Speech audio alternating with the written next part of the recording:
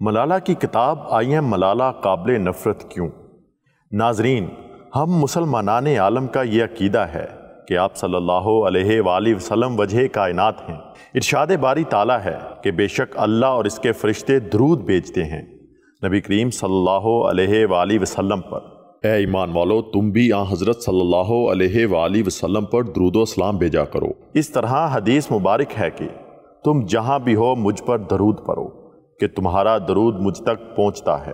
اب آئیں آج کی اس موضوع کی طرف جس کے لیے میں آپ سے مخاطب ہوں۔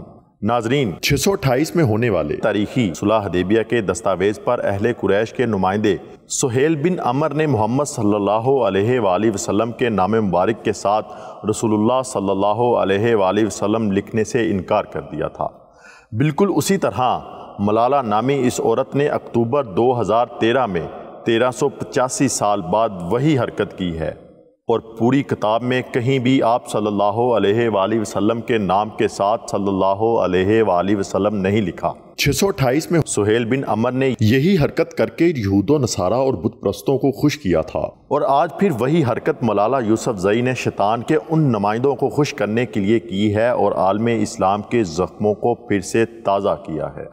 ملالہ کی کتاب آئی ہیں ملالہ اور نبی کریم صلی اللہ علیہ وآلہ وسلم کی شان میں گستاخی کرنے والے فرانسیسی میگزین چارلی ہیبڈو میں مجھے کوئی فرق دکھائی نہیں دیتا، اور یہی بات میرے لیے اور ہر مسلمان کے لیے انتہائی تکلیف دہ اور ناپسندیدہ ہے، اور مجھے یقین ہے کہ اس حرکت کی وجہ سے شیطان کی طرح تا قیامت ملالہ پر بھی لعن طعن کا سلسلہ جاری رہے گا۔